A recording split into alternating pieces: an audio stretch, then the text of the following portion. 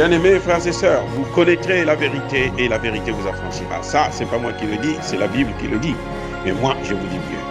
Vous connaîtrez la vérité historique, notamment celle de vos ancêtres kémites, et vous aurez une vision globale de ce que c'est que la vraie souveraineté politique. J'ajoute, vous reviendrez à la spiritualité africaine ancestrale et vous comprendrez les enjeux de l'indépendance économique. Et pour terminer, vous accepterez votre identité culturelle kémite et vous obtiendrez deux choses. La première, c'est la paix. La seconde, c'est le développement, à une condition. L'unité de toute l'Afrique noire, l'unité de tous les Noirs du monde entier. Otep à tous, bienvenue sur la chaîne des panafricanistes par essence, par conviction et par excellence. Celle des citoyens kémites par nécessité et obligation de combat. Nous sommes une chaîne qui n'est guidée que par nos ancêtres et rien que par les ancêtres qui appartiennent à l'égrégore du monde noir. Par conséquent, nous ne croyons en aucun Dieu venu de l'étranger. Toutefois, cette vidéo n'est aucunement destinée à inciter à la haine ou à la violence, car nous menons un combat qui est d'abord et avant tout spirituel, intellectuel et démocratique. Ensuite, il est politique, géopolitique et géostratégique. Contre l'impérialisme, le colonialisme, le néocolonialisme et l'endocolona, qui sont tous qualifiés de crimes contre l'humanité. Nous menons ce combat sur la base du principe fondamental que nous avons hérité de nos ancêtres kémites, qui est celui de la Mahat, c'est-à-dire solidarité, vérité et justice. Vous êtes donc en droit de connaître la vérité et nous avons l'obligation de vous dire la vérité, rien que la vérité, afin que justice soit rendue au continent africain. Et ça, c'est notre modeste contribution dans cette noble lutte en faveur de la souveraineté, la dignité, la solidarité et l'unité africaine. C'est exactement ça que nous appelons le panafricanisme. Bien-aimés frères et sœurs,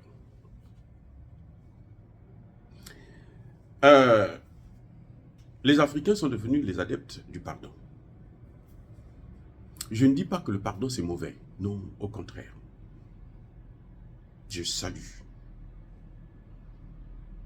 Il faut pardonner. Quand quelqu'un vous fait du mal, il faut pardonner pour pouvoir avancer avec cette personne.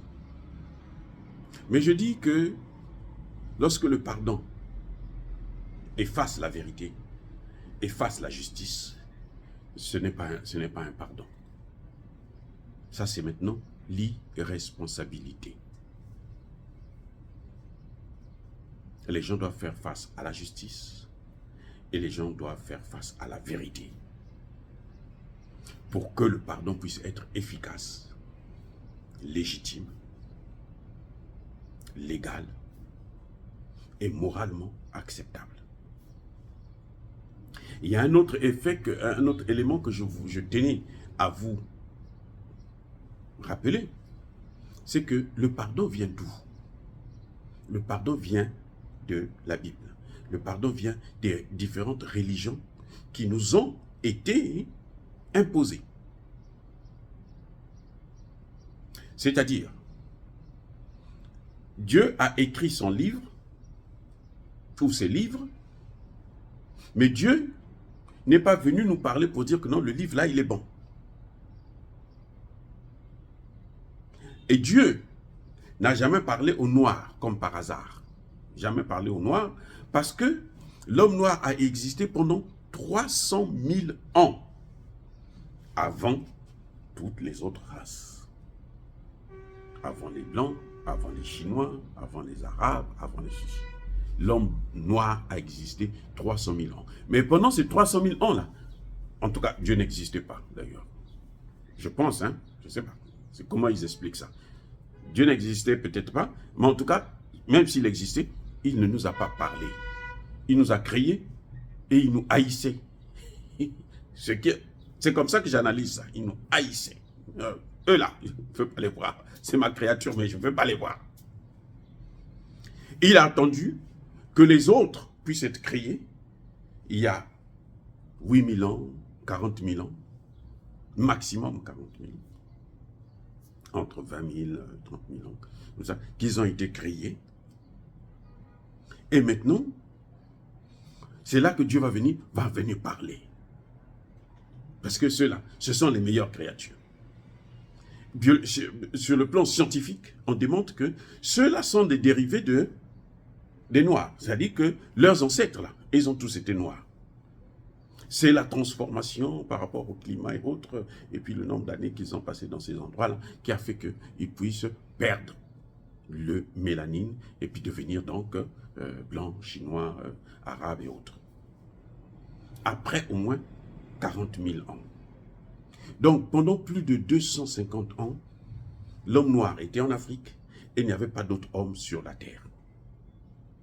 C'est après que ces populations ont commencé à immigrer, à aller sur l'ensemble du territoire du monde. Et puis maintenant, avec le temps, 40 000 ans et autres, après 40 ans, ils ont commencé. Donc, on compte autour de 8 000 ans seulement que l'homme, les leucodermes ont existé. Mais Dieu ne leur avait pas parlé. Dieu a attendu que eux, ils arrivent pour venir parler. Dieu leur a donné le message. Voilà comment vous devez vous comporter. Si on vous gifle sur la joue gauche, vous devez donner la joue droite, et ainsi de suite. Et puis on continue à vous tabasser. C'est comme ça. Et puis vous pardonnez parce que vous, votre avenir là, c'est dans le ciel. Leur avenir là, c'est en Afrique là. L'Afrique sont les Africains, c'est un paradis sur terre. Donc, quand nous, on s'attache à la notion de pardon, c'est qu'on n'a rien compris. Parce que, ce qui est encore plus grave, c'est que ces religions sont rentrées chez nous, pas par la révélation, mais ils sont rentrés pas par le Saint-Esprit, mais ils sont rentrés chez nous par la violence. C'est-à-dire qu'il y a nos grands-pères, nos grands-mères, des chefs de village, des chefs de famille qui ont été égorgés, qui ont été éventrés pour des femmes, les enfants qu'on a tués, pour réprimer les gens, pour les obliger à accepter de suivre ces religions. Il faut toujours le savoir. Jusqu'au jour où ils ont vu que, ils ont tout accepté, ils ont accepté maintenant. Donc c'est bon. On peut maintenant leur dire, maintenant ce que vous avez là, ce que vous connaissiez là, ce n'est pas bon. Il faut tout faire disparaître. C'est pour ça que l'homme noir est maintenant devenu, il ne sait plus où aller, il a perdu son identité. Donc, quand vous pardonnez, il faut savoir que le pardon là est venu d'abord par la violence. On ne vous a pas appris ça. Eux, ils ne vous ont pas pardonné parce que vous n'acceptez pas leur religion. Mais vous, vous devez les pardonner parce qu'ils vous ont tué pour faire accepter à vos... Non, c'est-à-dire que c'est incroyable. Il y a des gens qui m'ont critiqué, qui me disent, mais toi, tu veux corriger Dieu et tout. Non, je ne corrige pas Dieu. L'homme noir, là, y compris moi-même, ne peut pas vivre sans Dieu. Aucun noir.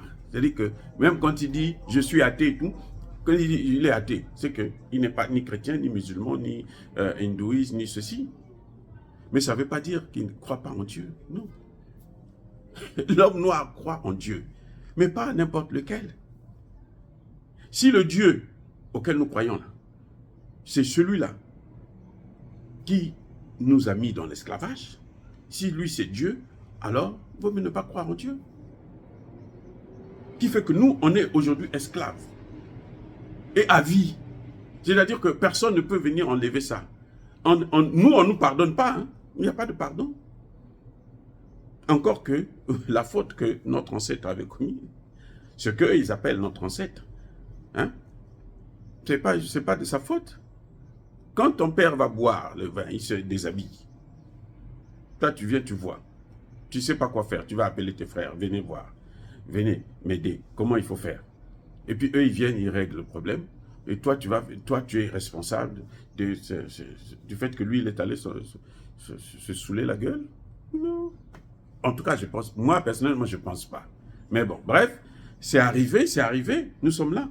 Mais maintenant, les autres qui sont venus là, celui que Dieu a envoyé pour sauver le monde n'est pas venu, il ne nous a pas pardonné. Nous, on nous oblige de pardonner. Et ça a des conséquences politiques. Je vous ai parlé de l'Afrique du Sud la dernière fois. L'opposition sud-africaine, là, elle n'est pas noire, elle est blanche. Ce sont des blancs qui sont les opposants. Et eux, ce sont eux qui freinent toute possibilité d'émancipation de l'Afrique du Sud aujourd'hui. Quand le gouvernement veut faire quelque chose pour s'émanciper, ce sont eux qui freinent. Comme eux, ils tiennent encore l'économie. Et pourquoi on en arrive là? Mais parce qu'on les a pardonnés, sans connaître la vérité, sans les sanctionner, sans faire passer la justice.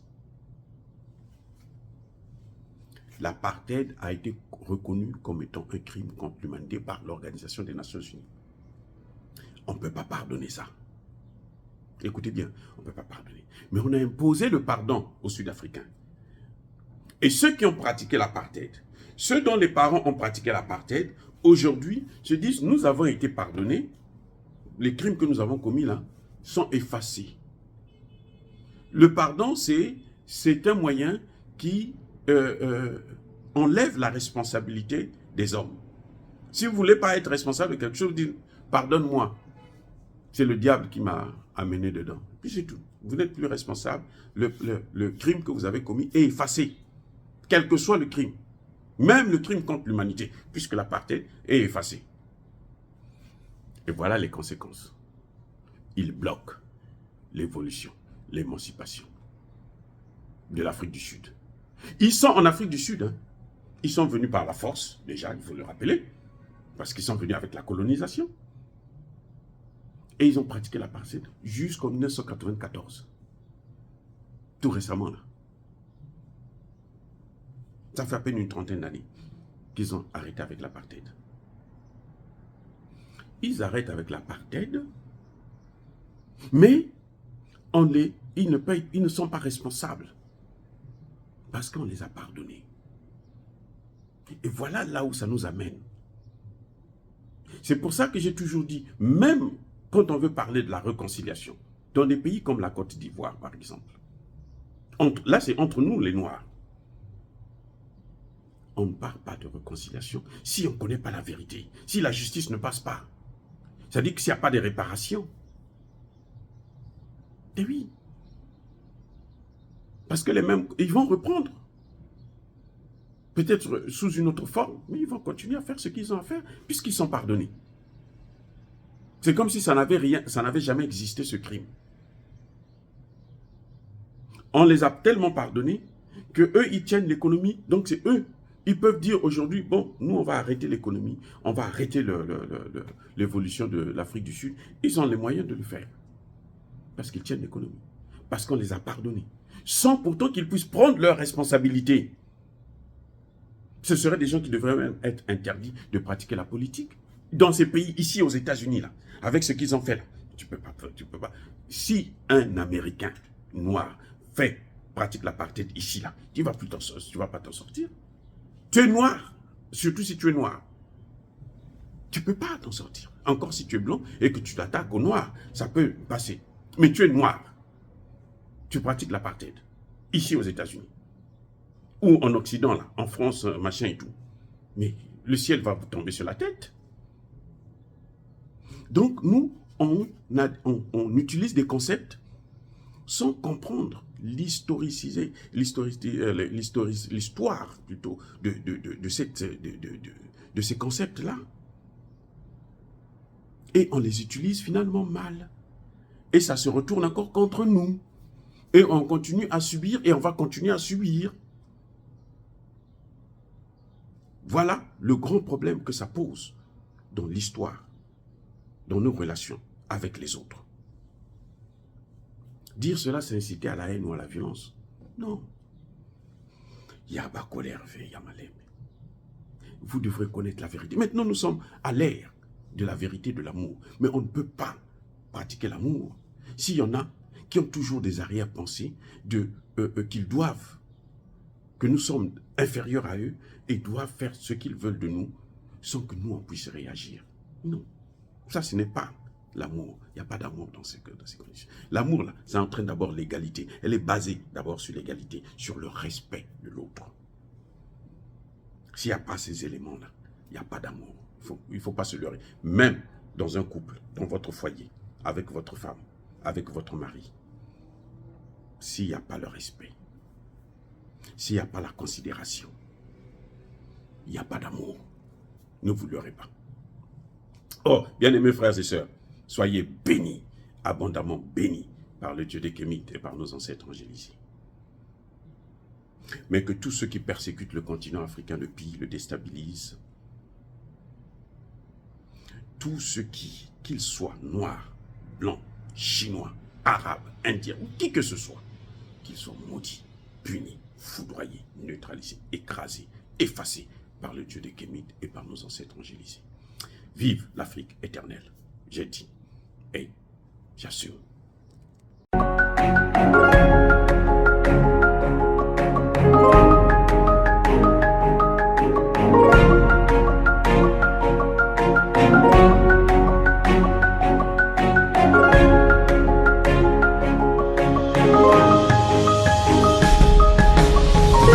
Eux, ils marchent par la foi et non par la vue. Mais moi, je vous conseille vivement de marcher par la connaissance scientifique et historique, notamment celle de nos ancêtres kémites, par les 5 sens et par l'intelligence. Abou Abia.